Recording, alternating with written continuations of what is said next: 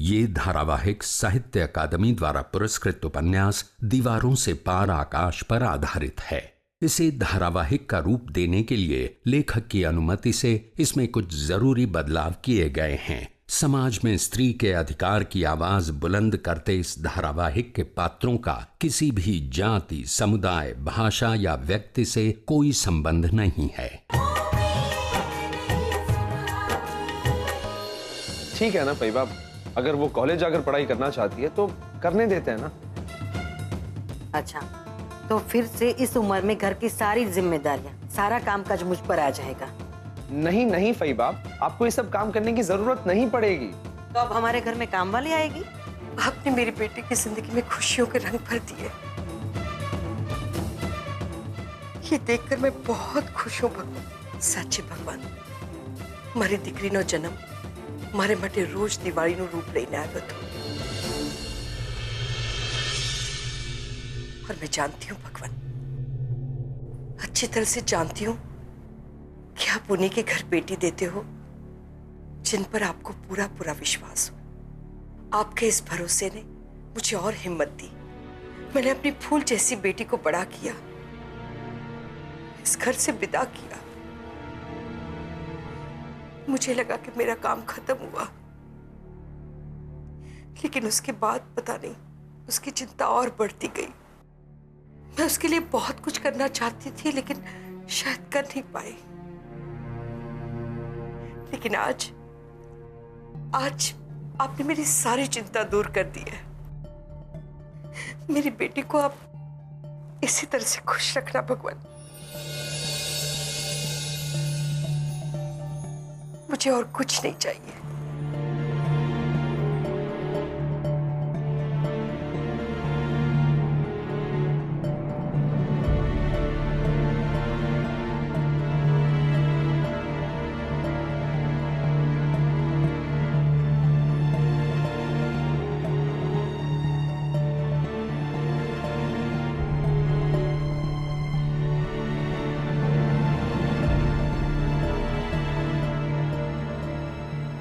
मेरी बेटी मेरे आंगन का दिया है।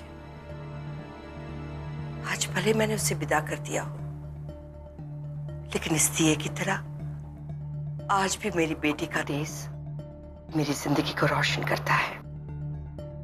बस भगवान, मेरे इस दिए को हमेशा हमेशा के लिए सुरक्षित रखना।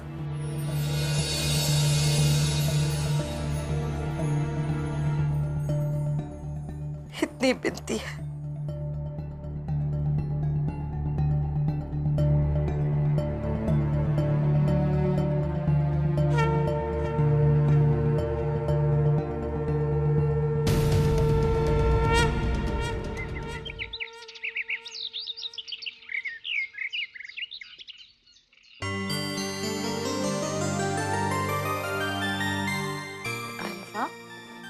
क्या बात है, बुआ ने तो सारी तैयारियां कर दी हैं।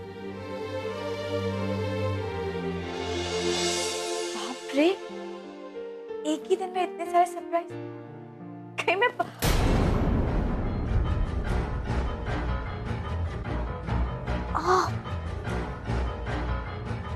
क्या हो गया, मेरा सर क्यों दुख है?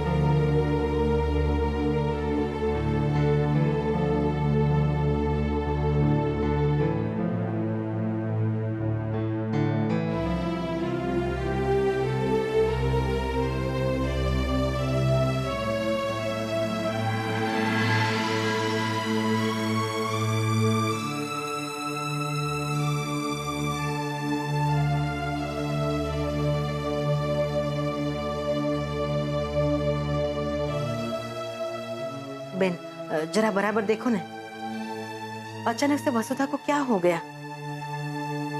डरने की कोई बात नहीं है, कमजोरी की वजह से चक्कर आ गए हैं। हाँ? बाकी तो मैं रिपोर्ट देखने के बाद ही बता सकती हूँ। कमजोरी? पर खाना पीना तो एकदम बराबर होता है वसुधा का, है ना वसुधा?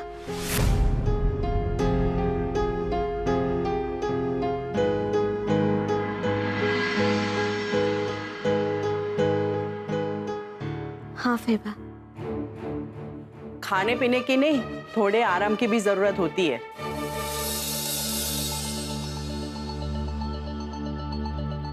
बेन, हमारे घर पे ज्यादा कामकाज नहीं होता है। डॉक्टर, अब मैं अच्छा फील कर रही हूँ। गुड, लेकिन फिर भी तुम्हें आराम की जरूरत है। मैं कुछ दवाइयाँ लिख के देती हूँ, वो जरा मंगवा लेना।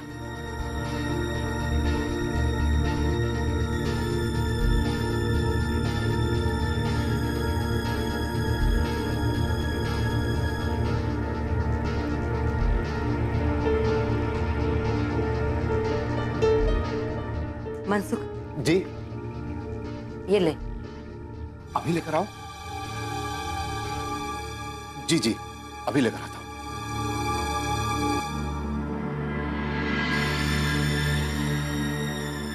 डॉक्टर, कोई स्पेशल डाइट की तो जरूरत नहीं है ना? नहीं नहीं, खाना पीना तो जो नॉर्मल खाते हैं वही। हाँ, लेकिन खाना टाइम पे खाना चाहिए। और हाँ, इरेगुलर डाइट से भी प्रॉब्लम होती है। हाँ, ये बात बराबर है। बेन, मुझे भी ऐसा ही लग रहा है, ये वसुधा ना खाना टाइम पर नहीं खाती है।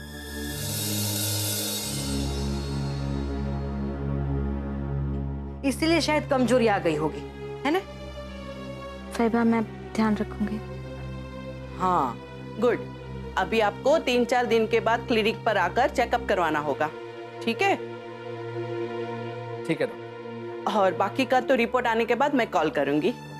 जी ठीक है, मैं निकलती हूँ, आप अपना ख्याल रखिए। जी। आइए।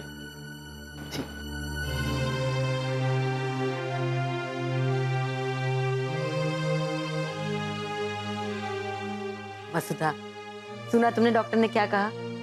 टाइम पर खाना खाया करो। जी फैबा, मैं ध्यान रखूंगी, आगे से ऐसी गलती नहीं होगी। अच्छा, अब तुम थोड़ी देर आराम करो, अभी मनसुख दवाई लेकर आता ही होगा, फिर कुछ खाकर दवाई खा लेना। ठीक है फैबा, आप चिंता मत करिए, मैं ध्यान रखूंगी। और अब मैं ठीक हूँ। ठीक तो तुम्हें होना ही पड़ेगा वसुधा। अगर तुम ठीक नहीं होगी तो घर का सारा कामकाज कौन करेगा? घर कौन संभालेगा?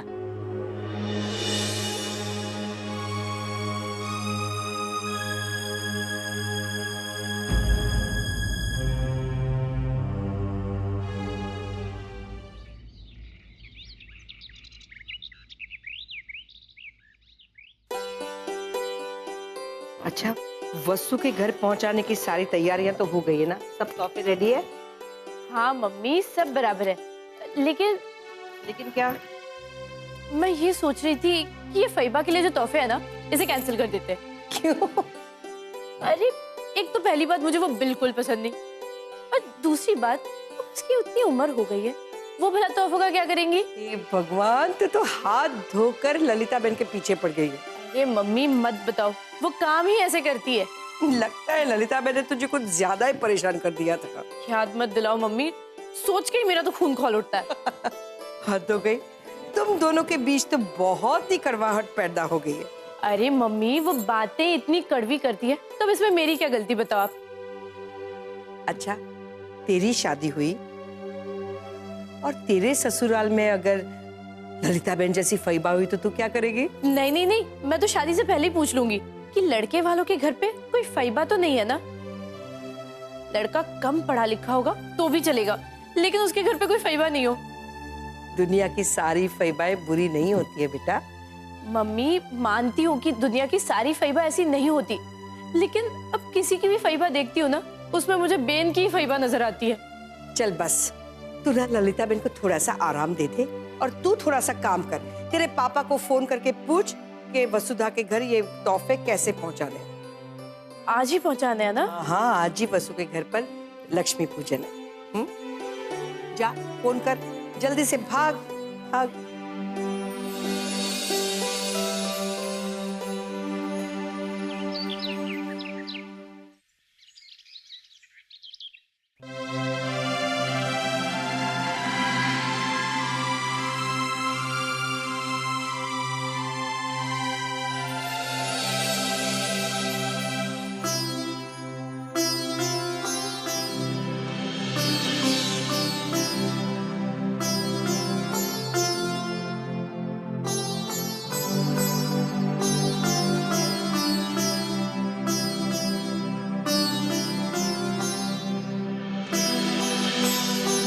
बूढ़ी बहन, अरे धनतेरस के दिन भी वेवान जी ने ऐसे तोहफे भेजे।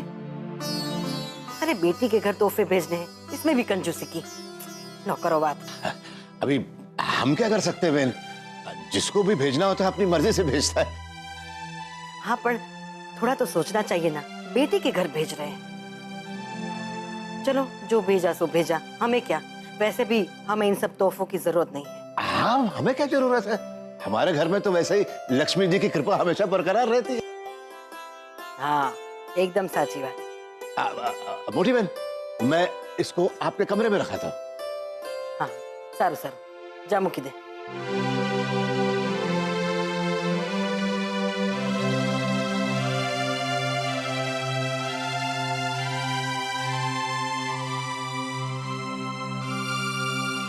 पंडित जी, હવે પૂજાને કેટલી વાર છે? बस थोड़ी देर में शुरू करते हैं। अच्छा, सारू सारू। घर के ही लोग हैं या कोई बाहर वाले आने वाले हैं? वैसे तो सब घर घर के ही हैं। अब पता नहीं व्योमेश ने किसी और को बुलाया हो तो। पंडित जी, आप पूजा की तैयारी कीजिए, मैं व्योमेश और वसुधा को बुला के आती हूँ।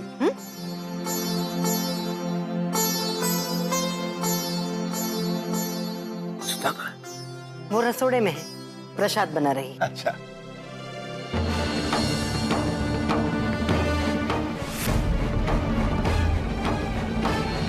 माता लक्ष्मी को सुंदरता और धन का प्रतीक माना जाता है और धनतेरस के दिन लक्ष्मी पूजन करने की वजह से हमारे जीवन में सुंदरता बढ़ती है और माता जी की कृपा से हमारे घर में धन संपत्ति बढ़ती है। हमारे हिंदू धर्म में बेटियों को लक्ष्मी का रूप माना जाता है।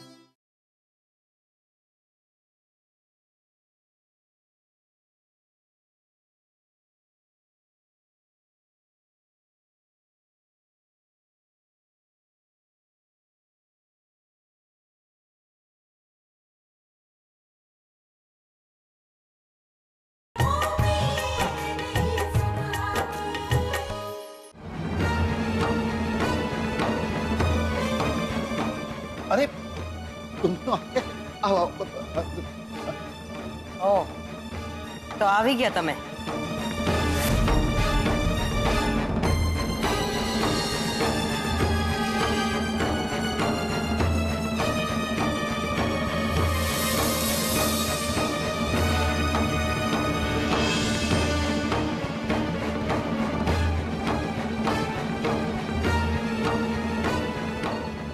આવી ગયા તમે? आओ आओ आओ। चल चल चल चल। जय श्री कृष्ण पप्पा। कुछ नहीं। जय श्री कृष्ण फैबा। सुखित आओ। जय श्री कृष्ण पप्पा। जय श्री कृष्ण फैबा। खुश रहो। કેમ છે ફૈબા? હું એકદમ મજામાં। पर तुम दोनों अचानक आ गए। बता दिया होता तो व्योमेश लेने आ जाता ना। अरे कोई बात नहीं फैबा। अब मोटी बहन, अभी ये दोनों बड़ी हो गई है ना, अभी कहीं भी आ जा सकती है ना, क्या फर्क पड़ता है? बड़ी हो गई है सच में। अच्छा, अब जल्दी जल्दी जाओ और अपने भाई भाभी को बुला के आओ और बोलना पूजा का समय हो गया है। जाओ। जी फैबा। ला, आ गया। अरे पूनम, तुम कब आई? बस अभी अभी भाई, आप कैसे हैं? मैं ठीक हूँ।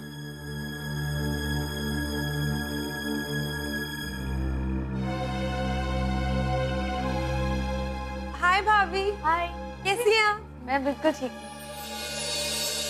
और सब बता, सब ठीक। चलो चलो छोकरियों, बातें बाद में करना, पूजा का समय हो गया है। आ जाओ। चल चल। चलो।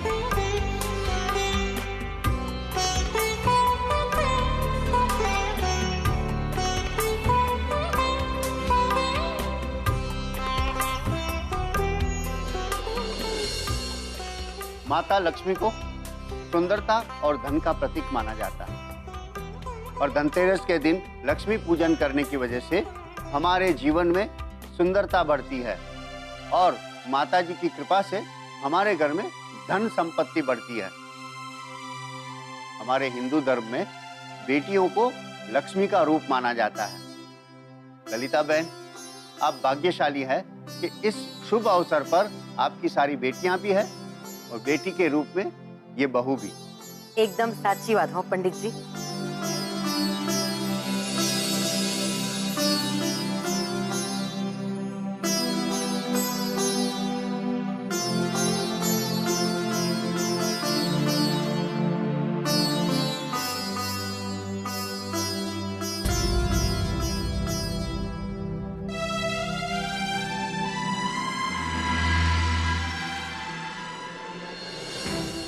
तुम तो वही हो ना?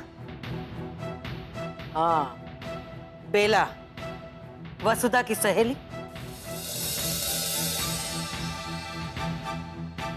मुझे लगा ही था। पर बेटा तुम इतनी देर से क्यों आई? सुबह से आ जाती।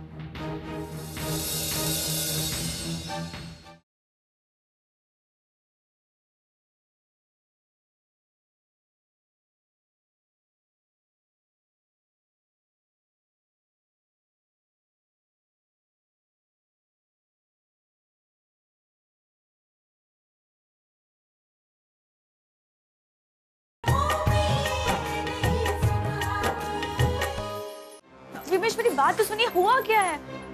तुम्हें बेला को यहाँ बुलाने की क्या जरूरत थी? तो मैं क्या करती, वो बेचारी अकेली थी। अरे पर कम से कम एक बार फैबा से पूछ तो लेती। बता देती, लेकिन बेला को बुलाने का मेरा कोई इरादा नहीं था। फिर मैंने सोचा कि त्योहार के मौके पर वो बेचारी अपने घर अकेले रहेगी तो उसे कैसा लगेगा, बस यही सोचकर बुला लिया। रमेश, हमारी तो फैमिली है, इसलिए ये सब कुछ हमें महसूस नहीं होता। लेकिन जरा सोचिए, जिनकी फैमिली नहीं होती, जो लोग अकेले होते हैं, उनके दिल पर क्या गुजरती होगी, जाने कैसा लगता होगा उन्हें।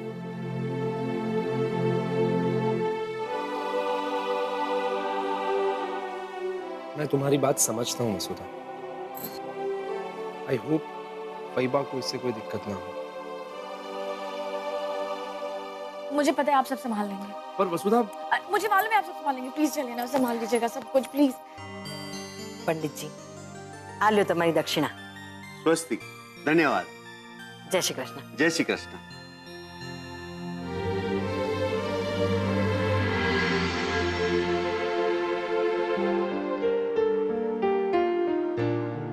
हे भगवान, आज के दिन सब संभाल लेना। तुम तो वही हो ना?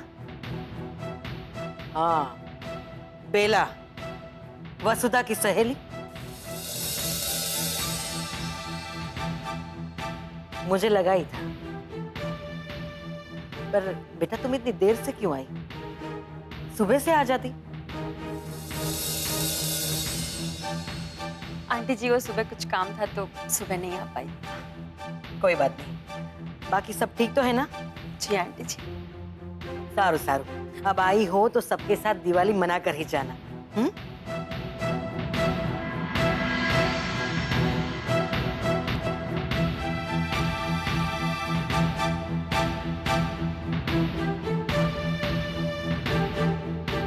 तो फैबा, आपने बेला से मिल लिया? हाँ मिल लिया, पर तुमने मुझे पहले क्यों नहीं बताया कि बेला आने वाली है? तो मैं उसके लिए भी कोई तोहफा ले आती। अरे नहीं आंटी जी, उसकी कोई जरूरत नहीं है, आपके आशीर्वाद ही काफी है। अरे बेटा, मेरा आशीर्वाद तो तुम सब बच्चों के साथ हमेशा है।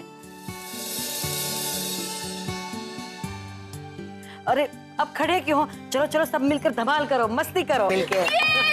बस बस बस, पर कोई तोड़ फोड़ मत करना, समझी गई? सही कहा भाई बाप। वो आप पटाखे लाए थे ना, वो अंदर रखे ना। मुझे ना बड़ा वाला वो रॉकेट था ना, वो चाहिए। हाँ तो ठीक है, इसको भेजो वो लेकर आए। मैं लेके आती हूँ। अभी भी आई है। लेकिन वसुधा को लेकर जाओ। मैं क्यों लाई? पेड़े चला लो ना, पेड़े चला तो वो भी है।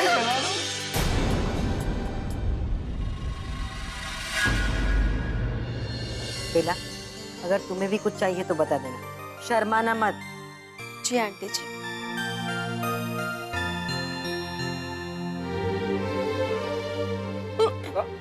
वसुधा, वसुधा, अरे वसुधा। अरे बेटा, चिंता न कर, हमारे घर नया मेहमान आने वाला है। बस बस। सच है फैबा? हाँ, वसुधा की तबीयत देखकर तो यही लग रहा है।